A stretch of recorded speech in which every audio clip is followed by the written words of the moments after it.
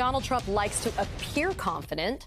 Here are his recent comments about winning over voters who supported Nikki Haley in the primary. All of those people are going to come to me because first of all, what's their choice? Biden, he's the worst president in the history of our country. There's never been a president so bad. So he's incompetent. So they're all coming to me. We see it already. They're all coming to me. Okay, fact check, though. Haley might be coming back to haunt Trump. NBC News has confirmed a Wall Street Journal report that she's been meeting with donors and has no current plans to endorse Donald Trump. And we've seen what has happened in key primary states where Haley was on the ballot even after she dropped out. Just this week, Nikki Haley won more than 20% of the vote in Indiana. So it's clear that Trump will need these Haley voters to win in November. So joining me now is Basil Smikle, Democratic strategist and former executive director of the New York State Democratic Party, and former Republican Congressman Carlos. Well, you're still a Republican? Are you, Carlos? Oh, okay.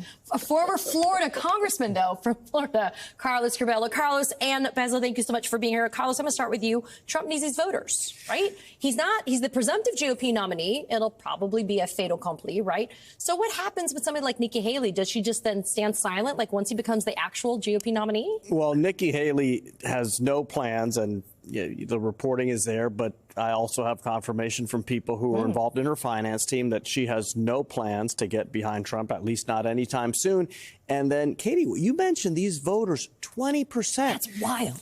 The primary is over. Yeah. Haley is no longer a candidate, and people are going through the trouble of showing up to vote against Donald Trump. That is a problem for him. Okay, but quickly.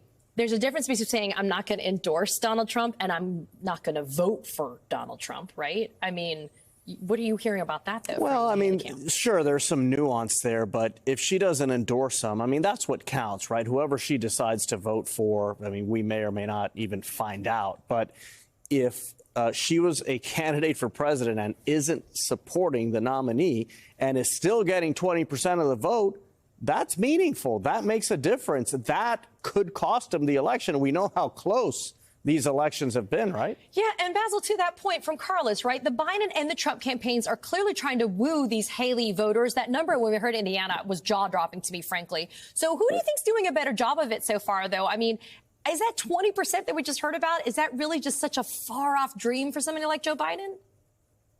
Well, I think Carlos is right in that 20% is important because these are voters that were intentional about making a point to say that they did not want to support Donald Trump.